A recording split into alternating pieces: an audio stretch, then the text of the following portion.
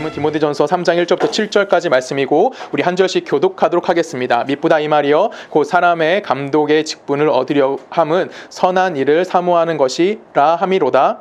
그러므로 감독은 책망할 것이 없으며 한 아내의 남편이 되며 절제하며 신중하며 단정하며 나그네를 대적하며 가르치기를 잘하며 술을 즐기지 아니하며 구타하지 아니하며 오직 관용하며 다투지 아니하며 돈을 사랑하지 아니하며 자기 집을 잘 다스려 자녀들로 모든 공손함으로 복종하게 하는 자라야 할지니라. 사람이 자기 집을 다스릴 줄 알지 못하면 어찌 하나님의 교회를 돌보리요. 큰 유교한 자도 말지니 교만하여져서 자기를 정죄하는 그 정죄에 빠질까 하며 또한 외인에게서도 선한 증거를 얻은 자라야 할지니 비방과 마귀의 올무에 빠질까 염려하라. 아멘. 함께 기도하시겠습니다. 하나님 감사합니다. 하나님 이제 말씀 듣습니다. 전하는 자 먼저 겸손하게 하여 주시고 또한 듣는 우리 모두가 하나님의 말씀으로 받아들여 우리 마음속에 새겨 이 땅 가운데 그리스도로 살아갈 수 있는 우리 모두가 되게 하실 걸 믿사오며 살아계신 예수님의 이름으로 감사하며 기도했습니다. 아멘. 오늘 본문은 지난주 본문과 이어서 우리 함께 보는 내용입니다. 우리가 지난주에 그 교회에서 세운 그 봉사직 중에 감독에 관련된 이야기를 우리가 지난번에 살펴봤습니다. 질문하면 여러분 혹시 대답 안 하시겠지만 여러분 이 당시 감독은 누굴 얘기한다 그랬죠? 오늘날로 이야기하면 목사 아니면 장로님 정도, 그러니까 교회 중직자와 관련된 이야기를 하는 겁니다. 그래서 이것은 그냥 단순하게 감독의 직분에 대해서 자질과 소양, 품격을 다루고 있는 것이라고 이야기하는 것보다는 감독이 지어야 하는 책임이 무엇이고 그가 이 땅 가운데 어떤 모습으로 살아가야 되는지 근본적인 이야기를 하는 것이 오늘 본문에서 지난주부터 이번 주까지 우리가 함께 살펴볼 이야기라고 할 수 있습니다. 왜 그러냐면 우리는 보통 어떤 직분을 얻게 되고 어떤 위치에 올라가면 그의 자리에 맞는 책임감을 가져야 된다고 생각을 해요. 그러면 그 책임감은 결론적으로 내가 원해서 하는 겁니까? 아니죠. 내가 그 자리에 있기 때문에 억지로라도 그 일을 해야 된다고 생각을 합니다. 하지만 오늘 본문에 등장하는 이러한 자질들은 어떠한 억지나 어떤 강요에 의해서 하는 것이 아니라 그 일을 통해서 무엇을 느끼는 거냐면 내 삶의 기쁨을 누리는 거고 내가 그 정도의 신앙 기쁨을 이것을 감당함을 통해서 그 정도의 신앙의 수준에 이른 자임을 드러내야 하는 것을 대해서 이야기하는 것이 무엇이냐면 오늘 본문에 등장하는 것들입니다. 대표적인 예를 드는 것이 바로 이런 것들이에요. 2절에 보면 이렇게 표현합니다. 그러므로 감독은 책망할 것이 없으면 한 아내의 남편이 되며 절제하며 신중하며 단정하며 나그네를 대접하며 가르치기를 잘하며 술을 즐기지 아니하며 구타하지 아니하며 오직 관용하며 다투지 아니하며 돈을 사랑하지 아니하며 자기 집을 잘 다스려 자녀들로 모든 공손함으로 복종하게 하는 자라야 하며라고 나옵니다. 그래서 여러 가지 이야기가 나와요. 여기 나오는 절제, 신중, 단정함, 그다음에 나그네 대접하게 술을 즐기지 않는 거, 구타하지 않는 거, 관용하지 않는 돈을 사랑하지 않는 거 이런 어떤 규칙처럼 우리가 나열되어 있는 것을 볼 수도 있습니다. 그런데 이거는 어떤 규칙을 나열한 것이라고 보는 것이 아니라 어떻게 봐야 되냐면 예수 믿는 사람이 누구죠? 우리 성도라고 이야기합니다. 성도들이 가져야 되는 기본적인 자질, 아니면 성도들이 가져야 되는 기본적인 본분, 아니면 성도들이 지켜야 되는 성도들이 지켜야 하는 그 어떠한 기본적인 것에 관련된 이야기로 보시면 됩니다. 쉽게 말하면 성도라고 이야기하며 내가 예수를 믿는다고 이야기하며 내가 하나님의 백성 되었다라고 이야기하며 최소한의 수준은 이 정도까지는 우리가 뭐 해야 된다? 지킬 수 있어야 함에 대해서 이야기해주고 있다는 거예요. 여러분 기독교 신앙의 가장 핵심은 뭘까요? 기독교 신앙의 가장 기본은 뭘까요? 저는 신앙 고백이라고 생각합니다. 그래서 기독교 신앙의 가장 핵심은 마태복음 16절 16절입니다. 제가 읽습니다. 시몬 베드로 대답하여 이르되 주는 그리스도시요 살아계신 하나님의 뭐다? 아들이십니다. 라고 해서 베드로가 고백을 합니다. 예수님이 이 고백 위에 뭘 세우시죠? 교회를 세우시는 거예요. 그래서 교회의 가장 근간은 어디에 있냐면 이 베드로의 신앙 고백에 두는 것이 맞습니다. 그래서 교회는 하나님께서 이 베드로의 신앙 고백 위에 교회를 세우셨고요. 그리고 우리 역시 뭐 하는 거예요? 이 신앙 고백을 함으로써 우리가 누굴 믿는다고 얘기하는 겁니까? 내가 예수 그리스도를 믿는다라고 이야기할 수 있다라는 거예요. 그러면 우리가 예수를 믿는다라고 하는 신앙 고백은 단순하게 어떠한 지식으로만 얻을 수 있는 걸까요? 그럴 수 없다라는 겁니다. 여러분 잘 알다시피 베드로는 예수를 몇 번째 만나서 예수를 따르게 됐을까요? 몇 번 예수님이 베드로를 찾아갔을까요, 여러분? 몇 번 찾아갔을까요? 맞아요. 예수님이 베드로를 3번 만나서 베드로가 그때 예수님을 따라오게 됩니다. 그리고 베드로는 뭐 하는 거예요? 예수를 끊임없이 경험하게 되는 거예요. 그리고 베드로가 마지막 경험함을 통해서 어디까지 가게 되면 주는 그리스도시요 살아계신 하나님의 아들입니다라고 고백하는 자리까지 갔다라는 거예요. 그러면 베드로가 단순히 지혜를 통해서 얻어진 것이 아니라 뭘 통해서 얻어지는 겁니까? 그가 살아오는 경험을 통해서 얻어지는 거예요. 그래서 17절에 뭐라고 고백해드리는지 아십니까? 이를 알게 하는 건 혈과 육에 있는 것이 아니라 누구에게 있는 것이다? 하나님 아버지께로 난 것이다 라고 예수님이 이야기해 주는 건 이유는 뭐냐면 단순히 네가 지혜를 가지고 네가 어떤 지식을 가지고 이런 고백을 하시는 것이 아니라 너의 모든 삶에 주관하시는 하나님의 은혜에 의해서 뭐라 할 수 있다는 겁니까? 이 신앙 고백이 이루어질 수 있음을 우리들에게 이야기해 주고 있는 거예요. 즉 기독교 신앙이라는 것은 무엇이냐면 내가 누굴 경험하는 겁니까? 하나님을 경험하는 거고요. 예수 그리스도를 경험을 통해서 내가 지적으로도 그 예수를 알게 되지만 또 무엇을 알게 되는 거예요? 삶의 영역을 통해서 뭐 하는 겁니까? 예수를 인정하게 되는 겁니다. 그래서 기독교 신앙이라는 것은 전 인격의 변화를 뭐 하는 거예요? 야기시켜야만 한다라는 거예요. 그래서 내 삶의 방향이나 내 삶의 자세는 내 인생의 목적이 누구에게 두고 있는 거예요? 신앙 고백을 함을 통해서 하나님 나라에 있음을 고백할 수 있게 만들어주는 거. 내가 어떤 밥을 먹는 행위를 한다, 내가 어떤 돈 버는 행위를 한다는 이 모든 것들이 다 무엇을 위해서 하는 거예요? 나의 배를 부리고 내 안위를 위해서 하는 것이 아니라 하나님을 위해서 한다라고 고백해지는 것. 그것이 뭐라는 겁니까? 그것이 바로 신앙 고백인 거고 그 관점에서 오늘 본문의 권면들이 나오는 거예요. 그러면 여기 나오는 이 권면들은 디모데전서 3장 우리가 읽었던 2절부터 4절까지 나오는 이런 모든 권면들은 뭐라는 거죠? 뭘 권면하는 거예요? 네가 그리스도인이기 때문에 당연히 이런 걸 뭐 할 수 있다는 거예요? 해야만 함에 대해서 이야기하는 겁니다. 그 이유가 뭘까요? 디모데 전후서에서 가장 강조했던 건 뭐냐면 거짓 선생에 대해서 뭐 하는 거예요? 경계하는 거였습니다. 여러분 거짓 교사는 어떤 사람입니까? 우리가 보통 너무나 쉽게 거짓 교사, 참 교사 이렇게 양분화 쉽게 생각할 수 있습니다. 근데 우리가 좀 일반론적으로 생각해 볼게요. 일반론으로 생각하면 이 교사라는 단어를 빼버리고 뭘 할 수 있죠? 거짓 신앙과 참 신앙으로 나눌 수 있을 거라고 생각을 합니다. 여러분 거짓 신앙이 뭐죠? 참신앙 우리 다 알 거예요. 참신앙 그냥 내가 예수를 바르게 믿는 것, 그렇죠? 내가 삶 속에서 예수를 인정하는 것이 참신앙이에요. 그럼 거짓 신앙은 뭘까요? 이단을 얘기하는 걸까요? 아니면 다른 기타 종교를 이야기하는 걸까요? 절대 성경은 그렇게 이야기하지 않아요. 거짓 신앙이라는 건 뭐예요? 내가 예수를 믿기는 합니다. 근데 내가 예수를 믿었는데 어떤 한 분야에만 치중되는 거예요. 내가 알고 있는 예수, 내가 경험한 예수 어떤 한 부분에 치중돼서 그 경험에 이르지 못한 자들은 뭐 하는 거예요? 옳지 않다고 비판하는 겁니다. 내 경험을 가지고 이거는 좀 잘못된 것 같아. 내가 아는 하나님은 이 정도인데 네가 이렇게 행동하는 거 바르게 하나님 믿지 않는 것 같아 라고 하면서 상대방을 뭐 하는 거예요? 상대방을 정죄하고 판단하는 거. 그런 것이 뭐라고 얘기하면 거짓 신앙이라고 이야기하는 거예요. 그래서 어떠한 것을 잘못된 신앙으로 치우쳐가지고 교회 안에 뭘 발생시키는 겁니까 이게? 교회 안에 분란과 어떠한 것을 드러나게 되게 하는 거. 교회 안에 어떤 혼란을 발현시키는 것이 뭐라고 얘기하면 거짓 신앙이라고 이야기하고 있고요. 이걸 또 다른 말로 뭐라고 표현했습니까? 다른 교훈이라고도 이야기했어요. 그러면 다른 교훈을 갖고 있다던가 거짓 신앙을 갖고 있다는 게 구원 못 받을 사람입니까? 그 사람 예수 안 믿는다는 증거일까요?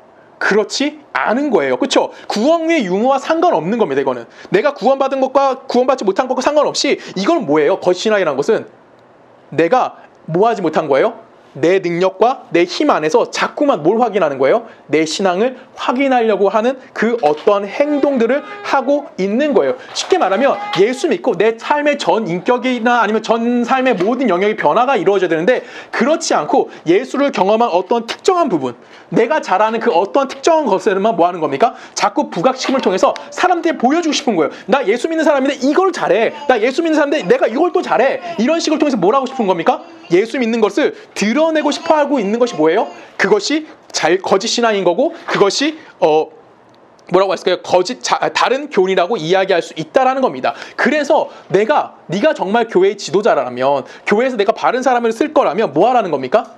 어떠한 네가 잘하는 것 어떤 거 하나만 드러내는 것이 아니라 너의 삶의 모든 영역, 너의 삶의 전 인격성이 뭐 하는 거예요? 변화되어지는 것을 뭐 해야 된다는 겁니까? 사람들 앞에 드러내야만 한다라는 거예요. 왜 그럴까요? 오늘 본문의 대상은 누구예요? 감독이에요. 감독은 누구죠? 교회의 모든 성도들 앞에 가르치는 자들이고요. 모든 성도들 앞에 모범을 보여야 하는 자들인 겁니다. 그래서 그들도 분명히 잘하는 것이 있을 거예요. 근데 너희들이 잘하는 거 하나를 집중적으로 드러내는 것이 아니라 너의 삶의 전반적인 변화가 이루어진 것. 그걸 어디에 드러내라는 겁니까? 세상 사람들과 교인들 앞에 드러내야 한다라는 거예요. 그래서 이렇게 지금 우리가 읽은 수많은 것들, 그렇죠? 엄청 많은 것들이 드러나잖아요.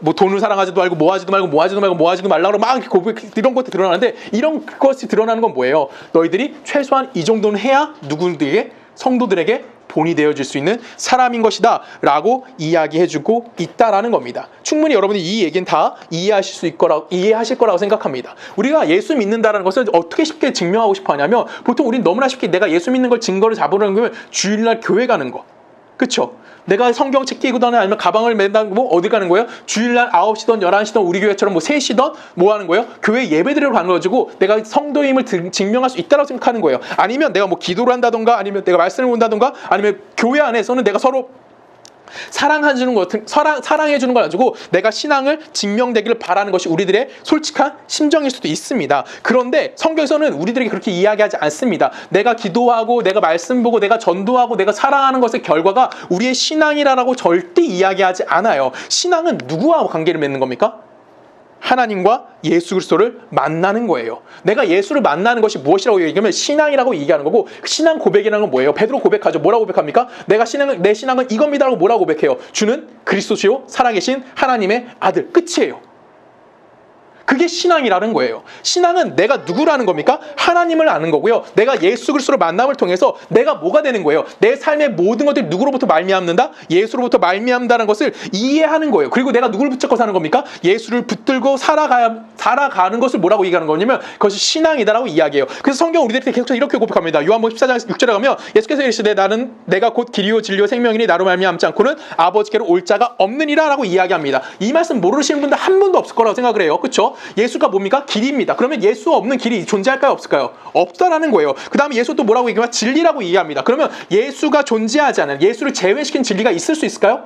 없다라는 거죠. 그 다음 예수 장이 생명이래요. 그럼 예수가 부재해서는 생명이 있다는 얘기입니까? 없다는 얘기입니까? 그 생명력은 존재하지 않는다라고 이야기하는 거예요. 그러면 내가 진리를 갖는다던가 내가 생명을 갖는다던가 아니면 내가 어떠한 길의 방향성을 갖는다는 것은 내가 누굴 만나부터 시작할 수 있는 거예요? 예수를 만나는 것부터 시작되어진다는 겁니다. 그래서 신앙은 누가 찾아오시는 거예요? 예수가 먼저 나를 찾아와 주시고 그분이 나를 위해서 어떤 영향을 베풀어 주시는 거예요. 그것이 뭐라고 얘기하냐면 그때서야 우리가 뭘 가졌다고 얘기하는 겁니까? 신앙을 가졌다라고 이야기할 수 있는 거예요. 내 노력과 내 열정에 의해서 신앙이 생기는 것이 아니라 예수님이 먼저 나에게 뭐 하시는 겁니까? 찾아와 주셔서 당신의 어떠하심을 내게 뭐 하시는 거예요? 보여주시는 거예요. 그래서 우리는 누굴 따라갈 수밖에 없는 자예요? 길 대신 예수 그리스도를 따라갈 수밖에 없다라고 이야기하는 거예요. 그럼 내가 예수의 길을 따라가다 보면 내가 그 길 중에서 내가 좀 유능한 게 있어. 내가 좀 돈이 많아. 그것이 내가 좋은 신앙을 갖게 되어진다는 어떤 결과물을 만들어낼 수 있을까요? 없을까요? 그것을 만들어낼 수가 없다라는 거예요. 네가 그렇게 생각하면 지금 넌 매우 잘못됐다라고 하나님 우리를 뭐 하시는 겁니까? 바울이 우리를 꾸짖고 계시는 거예요. 이거를 예수님께서 한마디로 종합해서 이렇게 표현하십니다. 마태복음 그 베드로의 신앙 고백을 들으시고 예수님이 처음으로 하신 말씀이 뭐냐면 이에 예수께서 제자들에게 이르시되 마태복음 10장 24절이에요. 누구든지 나를 따르려거든 자기를 부인하고 자기 십자가를 지고 나를 뭐하라? 따를 것이니라 라고 이야기합니다. 그러면 너희는 뭐라래요? 나를 따라오래요. 그렇죠? 나를 따라오라는 것은 우리가 예수를 따라가면서 어떤 능력이 필요하다 필요하지 않다. 필요하지 않다라고 이야기하는 거예요. 근데 따라오면서 뭘 지고 따라오래요? 십자가 지고 따라오래요. 그러면 이 십자가는 누구 십자가예요? 원래는 누구 십자가였어? 예수님 십자가였어요. 그러면 우리 안에서 예수를 따라갈 수 있는 우리로부터 어떤 것이 만들어질 수 있다는 것을 이야기하는 겁니까? 아무것도 우리 안에서 만들어질 수 없다라는 것을 우리에게 이야기해주고 있는 거예요. 그래서 내가 갖고 있는 어떤 쓸모있음, 아니면 내가 갖고 있는 어떠한 능력, 아니면 내가 갖고 있는 어떠한 것을 가지고 분명히 우리는 이 땅을 살아가면서 그걸 가지고 어떠한 하나님의 것을 만들어낼 수 없다라고 이야기하는 겁니다. 왜 그럴까요? 왜 그럴까요? 분명히 우리 중에서 역력한 자가 있을 겁니다. 그 사람 우리에게 나눠줄 거고요. 우리 중에 지혜가 있는 사람이 있으면 그 지혜를 우리 중에 나눠주기도 할 겁니다. 분명히 내가 가진 것이라고 생각되어지는 것들이 있을 거예요. 근데 우리가 솔직하게 고백해야 되는 건 뭐냐면 그 모든 것들 누가 공급해 주신 겁니까? 예수님이 공급해 주셨다는 거예요. 예수님이 나에게 공급해 주셨기 때문에 우린 뭐 하는 겁니까? 그것을 가지고 나누어 줄 수 있는 자가 되어지는 거예요. 예수의 가르침은 예수에게로 인도되어지는 거지 나를 증명하는 것이 아니라는 겁니다. 그래서 오늘 우리에게 뭘 제시하는 겁니까? 절제하며 신중하고 다정하고 나그네를 대접하고 가르치기를 잘하고 술을 즐기지 않는 것들이 나와지는 거고 요구되어지고 있다는 거예요. 이걸 좀 쉽게 생각해 볼까요? 여러분, 절제한다가 뭘까요? 절제한다는 건 뭐냐면 내 분수 맞게 산다는 거예요. 분수에 넘치지 않게 살지 않는다는 거예요. 그러니까 쉽게 말하면 내가 영끌에서 뭐 하지 말라라는 거죠. 그렇게 살면 안 된다라고 우리에게 얘기하는 거예요. 그렇죠? 이건 우리가 그렇게 생각하면 되는 거예요. 근신하다는 뭘까요? 근신하다는 끊임없이 자기를 뭐 하는 겁니까? 훈련시키는 겁니다. 그래서 내가 훈련되어지는 거예요. 그 다음 나그네를 대접한다. 이게 무슨 말일까요? 말 그대로 나그네 대접하는 거예요. 길거리 가다가 가난한 사람 있으면 나눠주는 거. 뭐 하는 거죠? 결론적으로 그건 인색하지 않는 거예요. 인색하지 않은 거고 긍휼한 마음을 가지고 있는 자라고 이야기할 수 있는 겁니다. 가르치기를 잘한다는 건 뭘까요? 가르치를 잘하는 거. 내가 능력이 좋아, 내가 말빨이 좋아 이런 얘기를 하는 걸까요? 그런 얘기하는 것이 아니죠. 상대방을 설득하되 그 상대방한테 뭐 하는 거예요? 강요하지 않는 거예요. 상대방이 납득할 때까지 내가 뭐 할 수 있는 자예요? 기다려줄 수 있고 도와줄 수 있는 사람이라고 이야기하는 겁니다. 그것이 뭐 하는 자예요? 잘 가르치는 자예요. 무슨 말인지 알겠죠? 여러분 또 잘난 척하지, 술을 즐기지 않는다는 건 뭘까요? 술을 즐기지 않는 거. 내 인생을 쓸데없는 것에 낭비하거나 허비하지 않는다라고 이야기하는 겁니다. 여러분 또 잘난 척하지 않는다 또 어떤 의미일까요? 나의 옳음을 가지고 남을 정죄하지 않는 겁니다. 우리 하나만 더 생각해볼까요? 돈을 사랑하지 않는다. 여러분 무슨 뜻일까요 이거는? 돈을 사랑하지 않는다. 내가 청비남을 목표로 가지고 살고 있다? 그렇지 않아요. 돈을 사랑한다는 건 돈은 뭘 상징하죠? 세상을 상징하는 겁니다. 세상을 목표로 두거나 세상의 것으로 힘을 삼지 않는 삶을 이야기하는 것이 바로 우리들에게 요구되어지는 거고, 예수를 믿는다라고 신앙을 고백한 우리 모두에게도 이와 동일한 것이 요구되어지고 있다라는 거예요. 근데 안타까운 건 뭘까요? 우리는 분명히 예수님이 우리를 찾아와 주셔서 우리를 만나서 우리가 하나님의 백성이 됐다라고 고백한 자들입니다. 내가 신앙이 생겼다고 이야기하고 있는 자들이에요. 이거는 우리 모두에게 동일합니다. 근데 안타까운 건 뭐냐면 우리가 어떠한 상황에 있을 때 누굴 만나게 되는 거죠? 예수를 경험하게 되는 거예요. 우리는 분명히 머리로는 압니다. 내 삶의 전 영역에서 예수가 영향을 미치고 있다라는 건 쉽게 고백되어질 수 있지만 솔직히 그렇기는 좀 어렵다라는 어렵다라는 겁니다. 왜 그럴까요? 내가 아플 때 누가 와서 나를 만나주시죠? 예수가 나로 해서 만나줘요. 그리고 내가 병을 치료받았다고 합시다. 그러면 나의 시선은 다 어디에만 집중될 수밖에 없을까? 병 치료하는 거, 신유의 은사에만 집중될 수밖에 없는 거예요. 내가 너무나 경제적으로 힘든 상황 가운데 하나님이 나에게 경제적으로 갑자기 은혜를 베푸셔가지고 내가 그때 예수를 경험했다고 칩시다. 그러면 나는 하나님을 잠깐만 뭘로만 보게 돼야 되는 거야? 경제적 문제를 해결해주는 그 어떠한 것으로 생각할 수도 있다는 겁니다. 왜 그럴까요? 우리의 어떠한 간절한 필요에 의해서 내가 누굴 만나게 되는 겁니까? 예수를 경험하게 되기 때문에 그래요. 그래서 내가 전 삶에 예수의 영향력이 있다라고 고백하는 것은 쉬운 문제는 아닙니다. 그래서 우리 끊임없이 뭐 해야 되는 거예요? 노력해야 되는 거고 하나님이 어떠한 분이신지를 드러내야 하는 거예요. 나는 분명히 하나님 좋은 하나님인데 어떤 하나님이 제일 좋은 하나님이야? 나 조성은한테는 병 고쳐주는 하나님이 제일 좋은 하나님인 거예요. 정말 가난하게 살고 있던 어떤 사람에게는 어떤 하나님이 제일 좋은 하나님이고 복된 하나님이에요? 경제적으로 해결하는 문제이고 자녀가 공부를 못해가지고 삘삘거리고 있는데 걔가 너무나 감사하게 대학을 들어갔어. 그러면 뭐 하는 거예요? 어떤 학업에 성취를 주시는 하나님이 가장 복되고 가장 은혜로운 하나님이 될 수밖에 없는 거예요. 그게 우리가 가지고 있는 뭐예요? 인간의 나약함이라는 거죠. 또 어떤 사람은 뭘 할 수 있을까요? 나는 그냥 다 평범하게 살았어. 그래서 내가 공부를 되게 잘해. 그래서 잠깐만 하나님을 문학적으로, 하나님을 지식적으로 판단해요. 그럼 하나님 어디 가두게 되는 거예요? 지식 속에 하나님을 가두어 버리는 겁니다. 쉽게 말하면 우리가 가지고 있는 경험이나 우리가 갖고 있는 어떠한 지혜를 가지고 하나님을 어느 한 곳에 가둬버리게 된다면 내 삶 전체에 영향을 주고 있고 내 삶과 함께하고자 하시는 그 하나님을 모아줄 수밖에 없는 거예요. 우리는 가둬둘 수밖에 없는 겁니다. 그래서 우리는 뭘 놓치는 거예요? 내 전 삶에서 어떻게 대응해야 되고 어떻게 반응해야 되는지를 놓쳐버릴 수밖에 없다라는 겁니다. 앞으로 저희 교회도 직분자를 분명히 세울 겁니다. 그때 직분자들을 세울 때 어떤 자들을 세워야 될까요? 직분자들을 세울 때 어떤 자를 세워야 될까요? 일반 성도들 앞에 본이 될 수 있는 사람을 세우는 거예요. 그 사람은 어떤 사람인 거예요? 부자가 아니고요. 그 사람은 어떤 사람인 거예요? 어떠한 학식이 뛰어난 사람이 아닙니다. 그 사람은 어떤 사람이어야 돼요? 그 삶이 하나님을 믿기 전과 하나님을 믿고 난 후의 삶이 전반적으로 달라져서 모두에게 본이 될 만한 사람. 그 사람이 뭐가 되는 거예요? 직분자로 세우는 거예요. 그러면 그 사람은 그 생애에서 반응하는 것이 억지로 하는 사람일까요? 아니에요. 그 사람은 그 생애의 반응이 뭐 하는 거예요? 기쁨으로 사는 사람인 거고요. 또한 이 세상과 내가 타협할 점이 없다라는 것을 인식한 사람이 누구예요? 우리 교회에서 세워질 직분자들의 모습이라고 저는 생각을 합니다. 그리고 저희 교회 모든 성도님들은 다 이런 직분자가 되리라고 믿습니다. 다 아멘 하십시오. 저도 그런 목회자가 되려고 노력할 겁니다.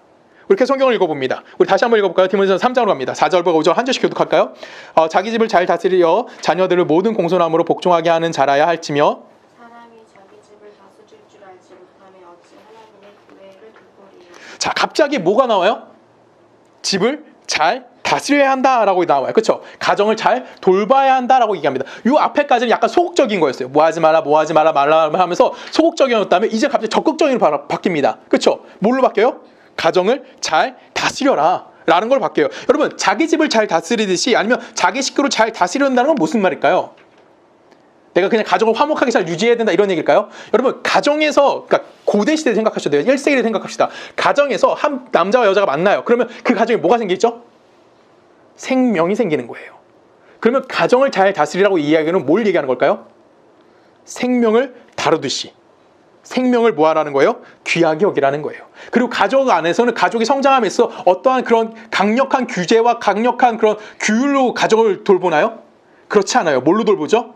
우선은 사랑인 거예요. 그래서 생명력을 인정하는 거고 생명력을 살기 위해서 사랑으로 뭐 해주는 겁니까? 안아줄 수 있는 사람이어야 돼서 우리들에게 이야기해주는 겁니다. 어떠한 경시된 법을 적용하거나 기계적이거나 규칙적인 것을 엄하게 다스리는 것이 아니라 교회의 감독이 되려면 어떤 자여야 되는 거예요? 생명을 소중하게 여기고 뭘 하는 자? 사랑을 가지고 있는 자라고 이야기하는 겁니다. 교회 안에 많은 사람들은 실수를 합니다. 근데 이 사람들 중에 자기가 실수한 걸 인정한 사람이 많을까 적을까요? 많지는 않아요. 그렇죠? 교회 안에서는 각자의 경험을 통해서 누굴 만나게 되면 하나님을 경험하게 됩니다. 그래서 현실에서 신앙의 반응이 다 다르게 나타나요. 굉장하게 다양한 경우로 나타납니다. 뭐 어떤 사람은 기도하다가 하나님을 만난 사람도 있을 거고요. 어떤 사람은 정말 감격적으로 하나님을 만난 사람도 있을 거고요. 어떤 사람은 세상에서 정말 최하의 자리에 내려갔을 때 하나님이 그 사람을 찾아와서 만나줄 수도 있을 거예요. 그리고 어떤 사람은 자기의 삶이 뭐라 그럴까요? 가장 범죄했을 때 내가 정말 절망한 정도가 아니라 범죄 정말 최악의 상황에 있을 때 하나님을 만날 수도 있습니다. 각자 다 느끼는 게 달라요. 모든 사람이 경험하는 하나님이 다 다릅니다. 그래서 우리는 뭐 해야 되는 거냐면 그 어려움과 못남으로부터 뭐 하는 거예요? 하나님의 구원의 은혜를 입었다는 것을 뭐 하는 거예요? 인식할 수 있는 거예요. 그래서 내가 감격한 것과 내 기준을 삼아서 상대방을 뭐 하지 말아야 되는 거야? 판단하지 말라는 의미에서 뭐 하라고요? 가정을 잘 다스릴 수 있는 자여야 되는 거예요. 그 5절에 뭐라고 돼요? 사람이 자기 집을 다스릴 줄 알지 못하면 어찌 하나님의 교회를 돌보리요. 그러니까 교회 분자는 뭐 하라고요? 여러 사람이 있다는 걸 인정해 주라는 거예요. 그래서 그 사람들을 뭐 하라고요? 사랑으로 품어주고요. 그 사람 하나하나가 뭘 갖고 있다고 인정해 주는 거예요? 하나님의 생명을 가지고 있는 거. 쉽게 말하면 내 가족처럼 뭐 해주라는 거야? 대해 주라는 겁니다. 생명을 다루는 거고 식구를 다루는 거예요. 그러면 어떠한 강한 규칙에 따라서 그 사람을 판단하는 것이 아니에요. 맞으면 살려주고 틀리면 죽여버리는 이런 게 교회가 아니라는 겁니다. 이건 그리스 신화에 이제 가장 악한 신화로 등장하는 신이 누구죠? 프로크루스테스라는 사람이 있어요. 침대에 놓고 그 침대에 맞으면 살려주고 안 맞으면 어떡하죠? 길어 침대보다 발이 나왔어. 그럼 어떻게 해요? 그 사람이 그 신이 발을 잘라서 침대에 맞춥니다. 발 짧아요. 침대보다 짧아. 그럼 어떻게 할까? 늘리는 거예요. 이런 신이 있어요. 이렇게 하지 말라는 거예요. 교회는 그런 곳이 아니라는 겁니다. 교회의 직분자가 해야 되는 일은 뭐라고요? 안아주라고요. 사랑해주고 그 사람의 생명을 존중해주라고요. 그것이 무슨 복음입니까? 바른 복음의 기준인 거예요. 그것이 교회의 뭐가 될 수 있어요? 어른인 거고요. 그것이 교회의 뭡니까? 감독의 역할을 감당하는 사람이라는 겁니다. 두 번째 권면을 읽어보겠습니다. 6절 갑니다. 제가 읽습니다. 새로 입교한 자도 말지니 교만하여져서 마귀를 정죄하는 그 정죄에 빠질까 함이요 라고 얘기합니다. 여러분 이제 굉장히 좀 이해가 안 가는 장면이 나와요. 새로 입교한 사람을 장로로 세우면 안 된대. 교회 지도자로 세우면 안 된대. 왜 그럴까요? 신앙의 경륜을 뭘 하고 있죠? 이야기하고 강조하고 있는 거예요. 왜 신앙의 경륜을 강조할까요? 신앙의 경력을 왜 강조할까요? 여러분 우리가 가장 신앙이 뜨거울 때가 언제죠? 가장 신앙이 뜨거울 때가 언제예요? 예수를 만난 첫 시간이에요. 그렇죠? 그때 내가 가장 뜨겁고 가장 열정적이에요. 그 사람 교회 지도자 세워도 문제 될까 안 될까? 가장 뜨겁잖아. 가장 열정적인 사람이잖아요. 근데 왜 그 사람을 교회 지도자를 세우지 못하게 할까? 우린 다 경험했어요. 그렇죠? 우리의 신앙의 시작은 열정적으로 시작합니다. 그리고 지금도 우린 분명히 그 신앙과 동일한 신앙 고백을 하고 있는 중이에요. 하지만 우리가 앞으로 가야 될 신앙의 여정은 어떻죠? 아직 멀었어요. 그건 누가 알고 있는 거야? 우리가 알고 있는 거죠. 이미 신앙을 경험한 우리가 그걸 아는 거예요. 근데 막 신앙생활을 시작한 사람은 몰라요. 그냥 지금이 천국이라고 생각하고 지금이 땡큐하다고만 이야기하는 거죠. 근데 원래는 뭐라고요? 신앙의 시작과 신앙의 끝은 뭐예요? 너무나 멀어요. 내가 이 신앙이 열심히 있는 사람은 이상적인 사람인 거예요. 그래서 뭘 인식하지 못해요? 현실을 인정하지 못하는 겁니다. 여러분 우리가 이상을 좀 생각해 볼까요? 지도를 좀 펴놓을게요. 그리고 그러니까 우리가 조선시대라고 봅시다. 이제 지금은 내비가 있어 이런 얘기하면 좀 잘 안 맞는데 이 얘기밖에 못 찾겠어. 자, 우리 지도를 펴놓았다고 칩시다. 그리고 서울에서 부산까지 지금 내려가야 돼요. 자, 그러면 제일 먼저 하는 게 뭘까요? 서울의 위치와 부산의 위치를 놓고 직진을 그을 거예요. 그쵸? 그러면 가장 최적의 경로는 뭐예요? 직선이에요. 그쵸? 요렇게 가는 게 가장 최선의 경로입니다. 근데 여러분 알다시피 내가 부산에 가려면 뭐 해야 돼? 직선으로 갈 수 있어요? 없어요? 없어요. 강이 나와. 그럼 뭐 해야 돼요? 강을 돌아가야 되고요. 산이 나와요. 그러면 산을 돌아가야 되고요. 어떤 막힌 장소에 나와요. 그럼 어떻게 되죠? 막힌 데를 돌아가야 돼요. 여기서 끝나나요?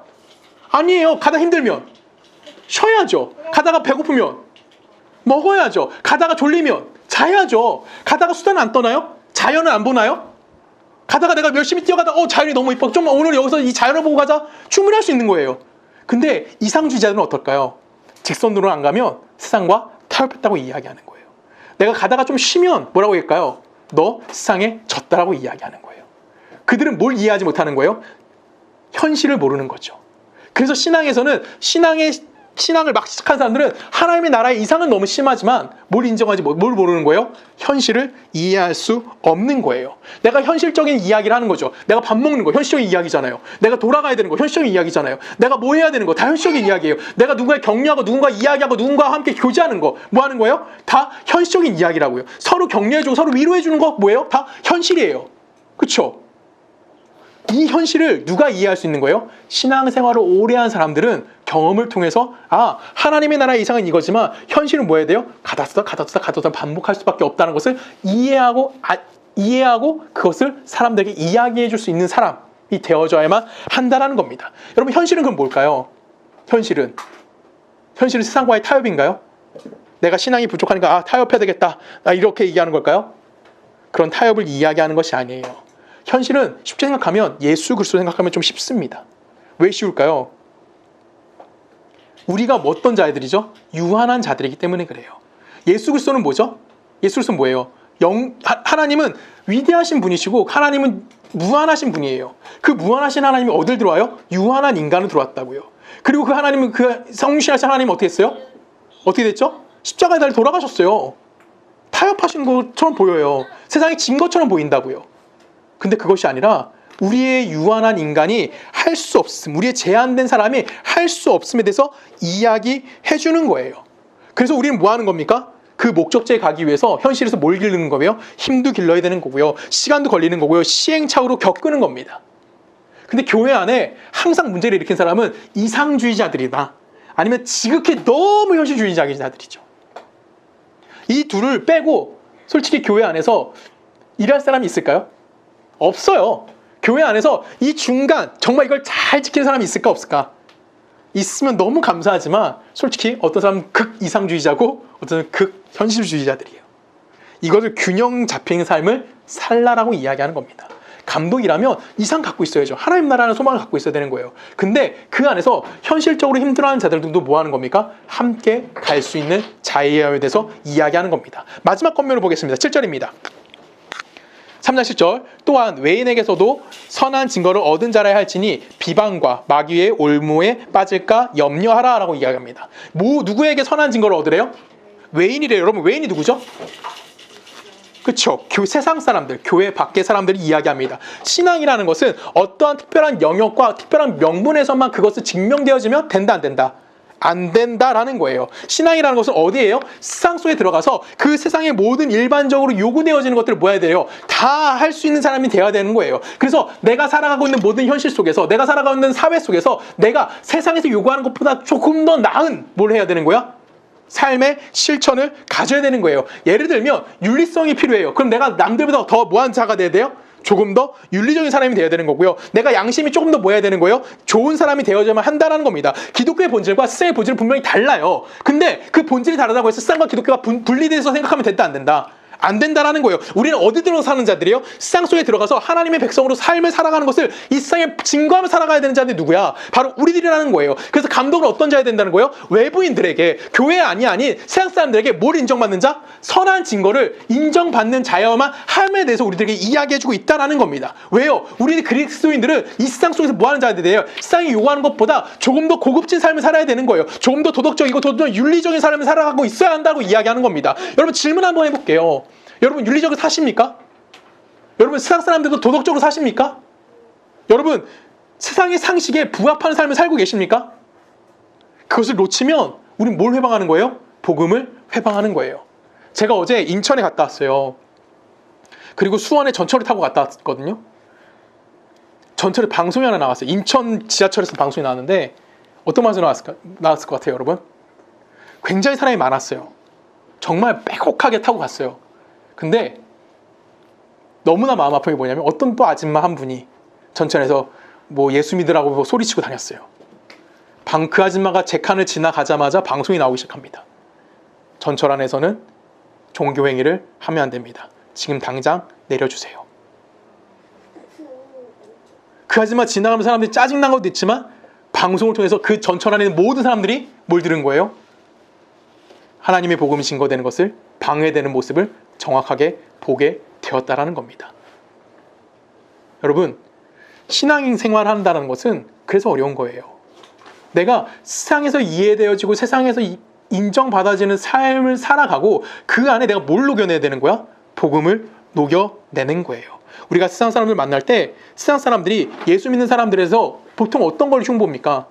뭘 갖고 우리를 흉보죠? 너 하나님이 살아계신 증거를 우리들에게 보여봐. 이때마다 우리는 할 수 있는 말이 없어요. 그렇죠? 대표적으로 뭐가 있을까요? 이스라엘과 팔레스타인 전쟁입니다.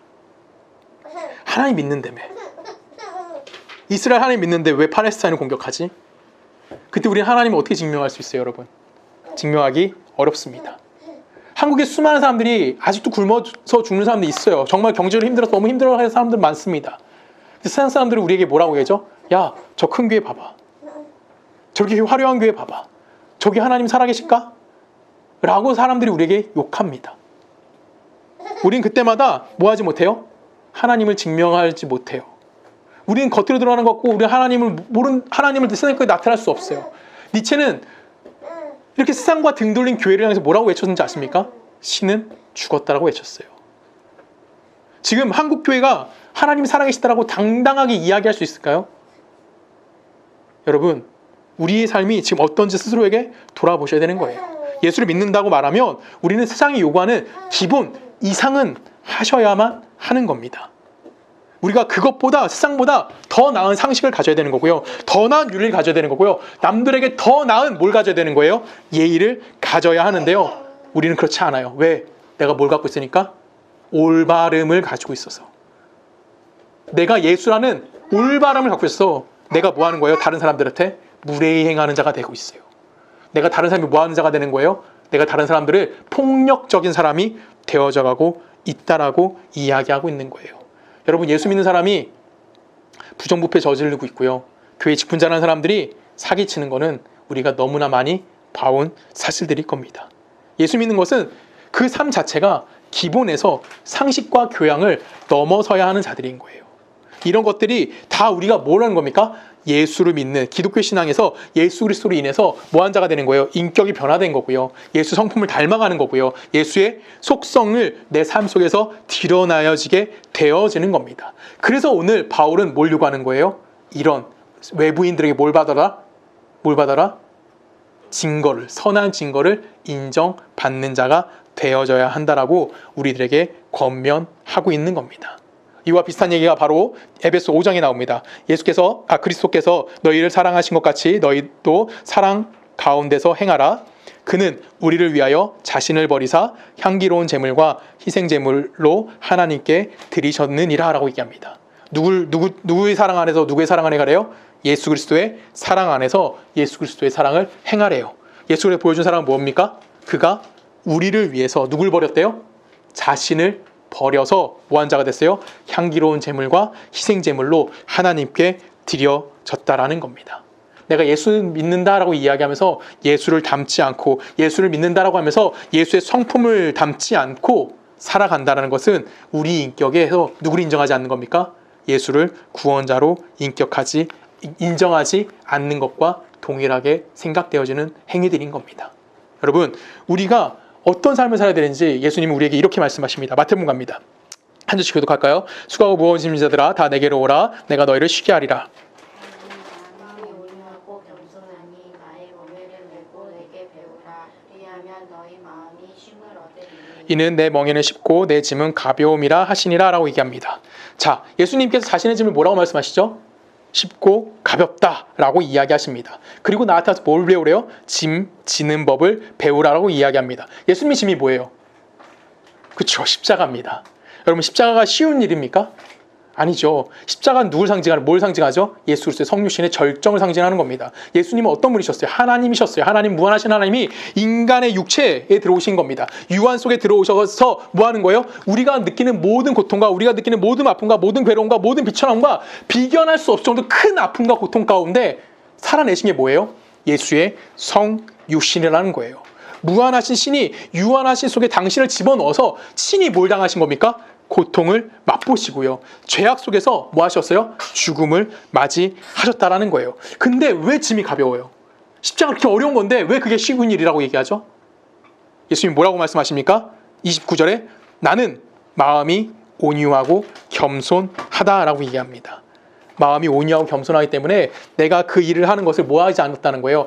억울하게 생각하지 않았다라는 거예요. 그 일을 내가 기쁨으로, 기꺼이 감사함으로 그 짐을 질 수 있었다라고 이야기하는 겁니다. 그래서 우리에게 뭐라고 얘기하는 겁니까? 28절에 수고하고 무거운 짐진 자들아 다 뭐하라? 내게로 오라. 이 말씀이 가능한 거예요. 내가 뭐 했기 때문에? 기쁨과 감사로 그 일을 했기 때문에. 그래서 우리 보러 뭐 하라고요? 쉬게 해주시겠다고 이야기하는 겁니다. 여러분, 하나님의 마음이 보이십니까? 여러분, 예수님의 마음이 뭐죠? 예수님의 마음은 우리 모두가 아는 신앙 고백 속에 있는 내용들인 겁니다. 그리고 그 신앙 고백은 예수께서 가지신 것, 예수께서 주시는 것, 예수께 속한 것, 예수의 의와 진리와 거룩함, 그리고 예수가 길이고 진리고 생명이고 하나님이 예수를 통해서 우리에게 주실 승리의 모든 내용이 누가 갖고 있다는 거예요? 예수 그리스도께서 갖고 있다는 거고, 지금 그 모든 것들이 누구에게 있다는 겁니까? 우리 모두에게도 소유된 것이라고 이야기하는 거고, 그것을 누가 하고 있는 겁니까? 우리가 신앙 생활로 하고 있다라는 겁니다. 지금 여러분의 삶은 이미 이 삶을 뭐 하고 있는 중이에요? 살아가고 있는 거예요. 교회는 이것을 훈련하는 곳입니다. 그래서 우리는 교회 속에서 누굴 만나게 되죠? 하나님을 만나죠. 그렇죠? 하나님만 만나면 훈련이 될까요? 아니죠. 누굴 만나죠? 원수들을 만납니다. 여러분, 원수는 정말 나와 대적되는 데를 얘기하는 걸까요? 왜 원수가 돼요? 내가 왜 남과 원수가 됩니까? 내가 부족해서 그래요. 내가 저 사람을 인정하지 못하고요. 내가 실력이 없어서 내가 뭐가 되는 거예요? 저 사람한테 원수가 되는 겁니다. 그래서 누가 찾아오신 거예요? 예수가 찾아와 주셔서 나를, 예수를 주라고 고백할 수 있게 만들어 주시는 겁니다. 그러면 내 삶에서 일어나는 모든 삶의 정황들이나 아니면 내 삶에 있는 그 어떠한 사람들이나 아니면 내 주변에 있는 그 모든 것들이 변화되어져야지만 내가 예수를 바르게 볼 수 있는 것이 아니라 누가 변화되어야 되는 겁니까? 무엇이 변화되어야 되는 거죠? 세상이 아니고 환경이 아닌 내 자신이 변화되어져야지 내가 예수를 바르게 믿는다는 것을 이해할 수 있게 되어지는 겁니다. 우리는 지금 그 일로 부름받은 자들이에요. 그러면 여러분을 지금 힘들게 하고 있는 모든 사람들, 여러분을 고통스럽게 하고 있는 환경들, 내가 정말 힘들어하는 이 모든 것들은 나를 훈련시키는 누구의 도구입니까? 하나님의 도구인 거고요. 하나님의 채찍질인 거고요. 하나님의 실험실이 되어진다는 사실을 여러분이 기억하시면 좋겠습니다. 그래서 그것에 대해서 여러분 뭐 하셨으면 좋겠냐면 감사할 수 있는 사람이 됐으면 좋겠습니다. 지금 여러분의 신앙은 어떠십니까? 신앙 고백은 어떤 말로 하고 계십니까? 하나님, 나 이거 잘해요. 하나님, 나 이거 열심히 하고 있어요. 이걸로 여러분이 신앙 고백하는 것이 아닙니다. 신앙 고백은 여러분들의 삶이 변화되어진 것을 이 세상 속에 드러내는 거예요. 예수 만나 내 인격이 변화됐고, 예수 만나 내 성격이 변화됐고, 내가 예수의 뭘 닮아가고 있다? 십자가의 길을 닮아가고 있습니다. 그 내용을 가지고 이것이 내게 복입니다라고 외칠 수 있는 자가 되어지는 것, 그것이 누구입니까? 바로 우리 모두의 삶인 것입니다. 이 삶에서 여러분들이 끊임없이 하나님을 경험했으면 좋겠고, 하나님의 자녀로서 잘 성장되어지기를 주님의 이름으로 간절히 부탁드립니다. 우리 함께 기도하십니다. 사랑의 하신 아버지, 감사합니다. 하나님의 놀라운 은혜와 하나님의 사랑 안에 우리가 그리스도인이 됐음을 고백하기 원합니다. 하나님, 우린 그리스도인으로서 이 땅 가운데 살아가면서 내가 어떤 특별한 것을 가지고 자라나는 것이 아니라 내 삶의 온전히 변화되어짐을 가지고 이 땅 가운데 내가 그리스도인임을 드러냄을 통하여 하나님의 어떠하심을 증명하는 것으로 내 삶의 목적 삼기를 원합니다. 하나님, 그리하여 내가 다른 사람에게 겸손한 자가 되게 하시고, 다른 사람을 섬기는 자가 되게 하시고, 다른 사람들을 품어줄 수 있는 그런 복된 자가 되어줄 수 있는 우리 모두가 되기를 간절히 소원합니다. 이제는 우리 주 예수 그리스도의 은혜와 성부 하나님의 사랑과 성령님의 내주되심이 하나님의 백성으로서 이 땅 가운데 남을 섬기고 남을 아끼며 예수 그리스도의 십자가를 함께 지고 가기를 소원하는 우리 서초동네교회 모든 성도님들의 삶과 그들의 가정과 그들이 살고 있는 나라와 그들이 살고 있는 모든 땅 가운데 지금부터 영원히 함께 하시기를 간절히 축원하옵나이다.